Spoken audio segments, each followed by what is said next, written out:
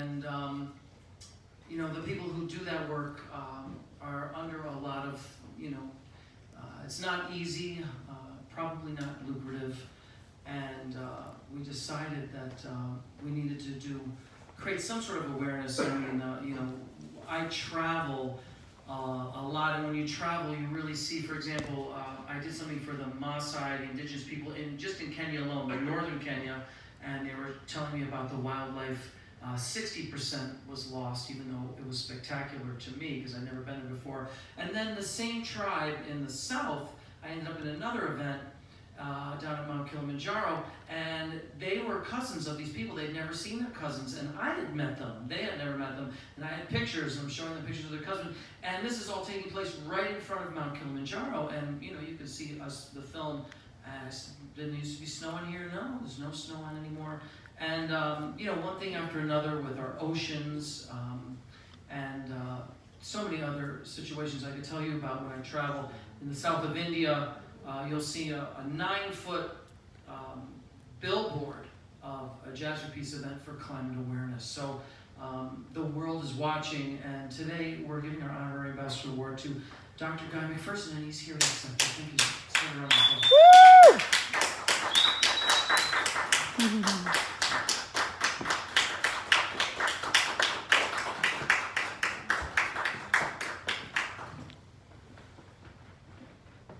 Thank you, Mr. Delarada.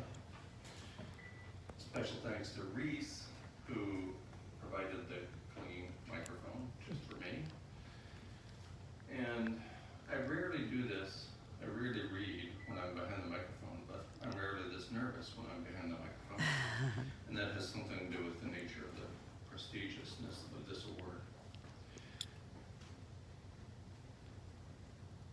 As my friend Daniel in the audience said earlier, this is the coolest award ceremony ever. And as I was listening to these amazing musicians, I was reminded that I was going to be a saxophone player. No kidding, I was going to be the next Jay Collins before Jay Collins. And so starting in 8th grade, I sent letters to all of the department heads of music departments around the country that I could find, college music departments. And I asked those department heads, how could I become a professional musician? So they told me to learn to play the piano and maybe another instrument. I was playing saxophone, and I thought I was really good. And I was first chair saxophone when I was a sophomore in high school. And I thought that was pretty amazing. Never mind that the high school only had a couple hundred students in it. But when when you're young, you don't know, you think everything's like that. So I'm warming up before band class one day, and my friend Keith Martin is sitting beside me. We're warming up. It's band class. We're going to start playing in a couple of minutes. And I'm studiously playing the sheet music in front of me. And Keith Martin starts riffing on some popular music. And I turn to him and I say, how'd you do that? Because I could see there was no sheet music in front of him. And he says, I'm just playing it by ear. Keith Martin saved me a lot of trouble that day because he showed me that I was never going to be a professional musician. And certainly not the next Jay Collins. And I caught up with Keith on social media about 3 months ago, and he's still an artist living in Phoenix, Arizona, and still pursuing his artistic endeavors, so good for him. Despite that long ramble I just went into, I have little to say, which is an unusual occurrence and quite lucky for those of you watching. So I'm just going to provide the extremely short version of my long-time message. The certainty of death, coupled with the absurdity of life, helps me to live with urgency and authenticity. This also encourages me to prioritize effectively with a discerning eye towards utility and especially love. I'm asked nearly every day for advice about living. I recommend living where you feel most alive, and simultaneously where you live, where you can provide the most usefulness. I recommend living fully. I recommend living with intention. I recommend the pursuit of excellence. I recommend the pursuit of love. I try very hard to pursue right action, and similarly, I try very hard to avoid being attached to the outcome of my actions. In light of the short time remaining in your life, and in my own. I recommend all of the above, louder than before, more fully than you can imagine, to the limits of this very restrictive culture and beyond. For you, for me, for us, for here, for now, because this is what we have. Live large, be you, and bolder than you've ever been. Live as though you're dying. The day draws near. Thank you very much, especially to Rick De La Rocha. Thanks to all of you for participating in this evening.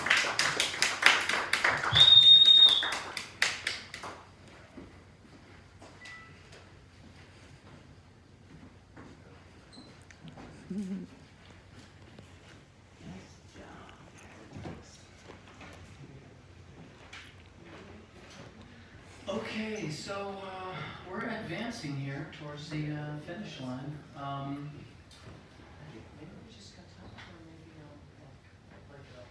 maybe a free version of Jazz for Peace and then Mars Launch. I think we'll just do it, yeah, or we could do the changes that are written. Okay. We could, I mean, we could just.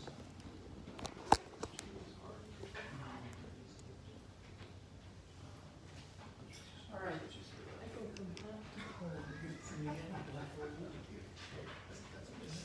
That's right.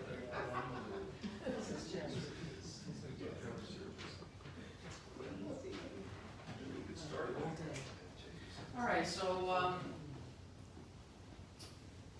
this is a tune that actually was just a poem that I wrote on the roof of a building on the morning of 9/11, and I recited it at the Savannah Jazz Festival, which was just a couple weeks after that I had booked.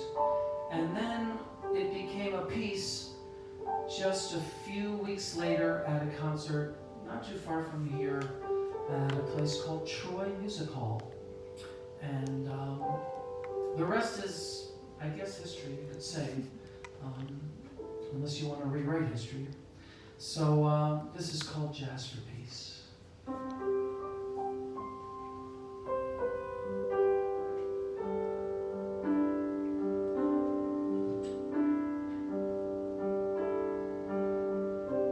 I hear jazz for peace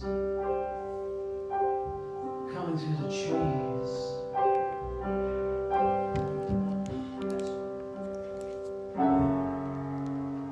In my heart it fills me like a celebration. I see the light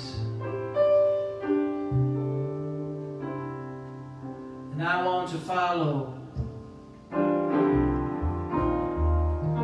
inspired by the past contributions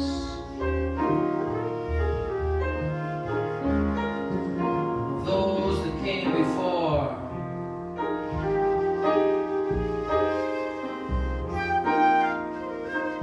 Laid the groundwork for us to build on in this universe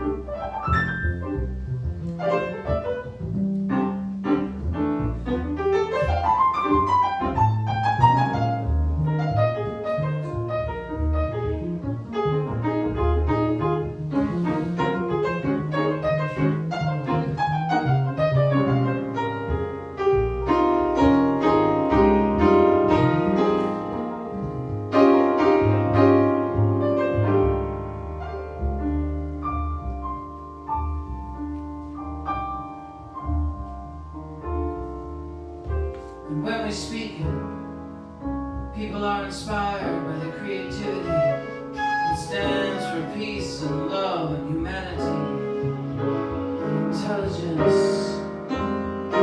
Leads to reaching potential that we have in our souls, so we can raise our total conscience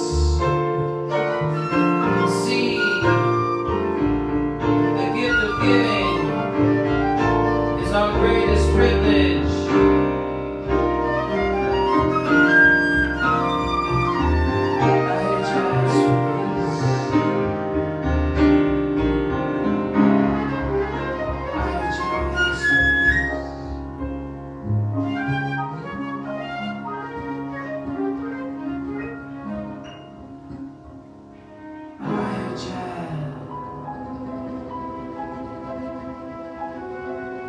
Peace.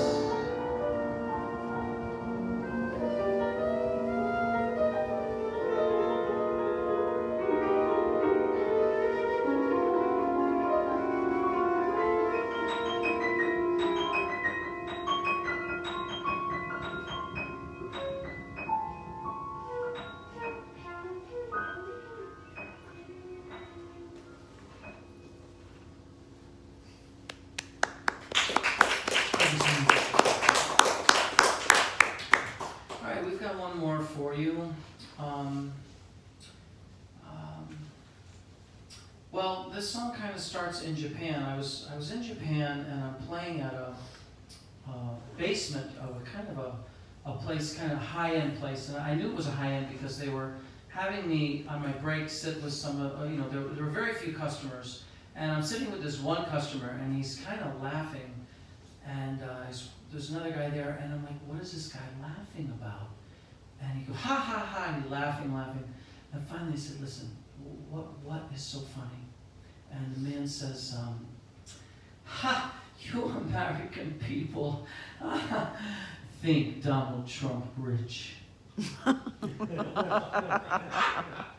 So I go to the manager and I'm like, who is that guy? Oh, Damisa Koshi. I said, Mitsukoshi? You mean like those buildings that like 8th-floor like shoppings, like 8th-floor like grocery store, and then you go in the basement and they give you so many free samples that you don't have to eat for like a week and you never have to buy any groceries. And I said, yeah, that's him. So there you have it. So anyway, that's the end of the story.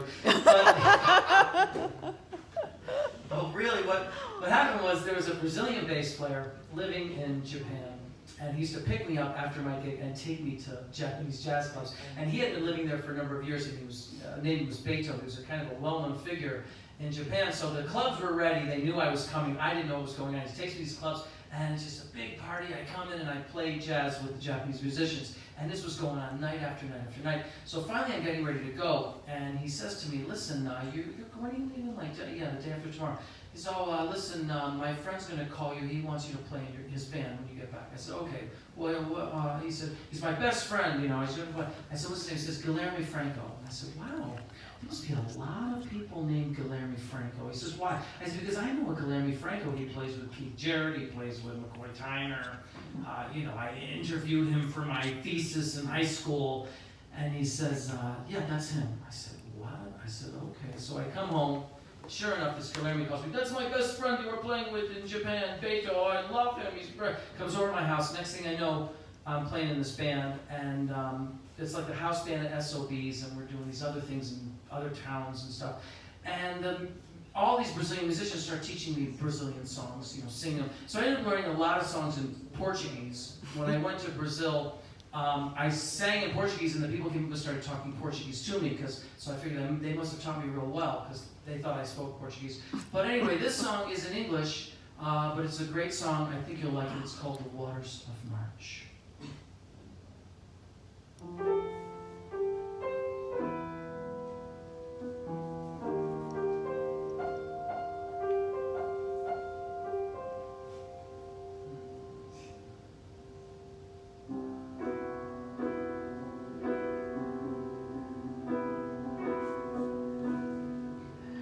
A stick, a stone, it's the end of the road, it's the rest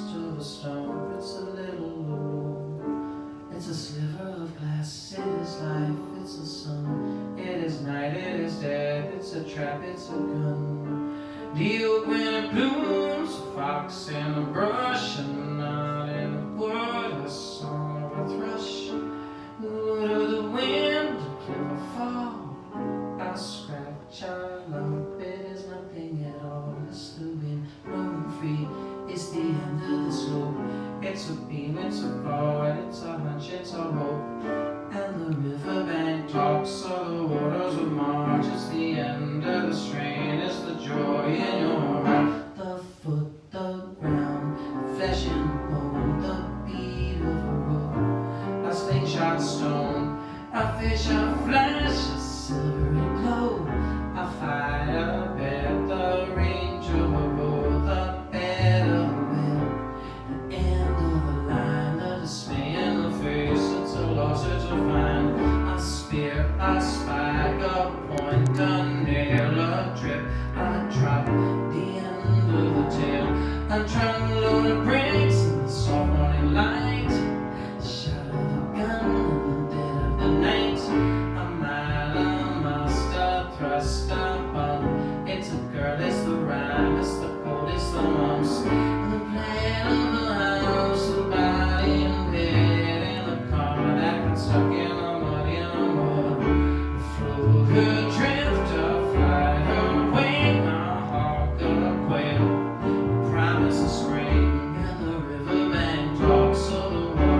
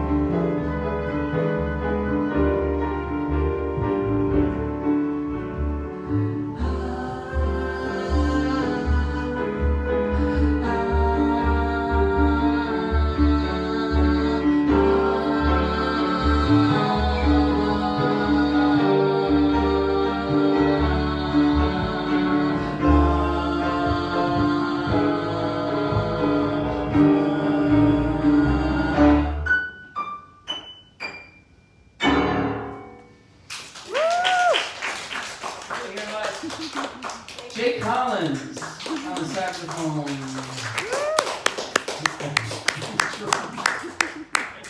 Ratso B. Harris III on the bass. And Victor Arada, we have jazz please. Thank you to Dr. John McPherson for all the great work you do. Keep on doing it. And we'll see you next time. Thank you so much, folks. Thank you.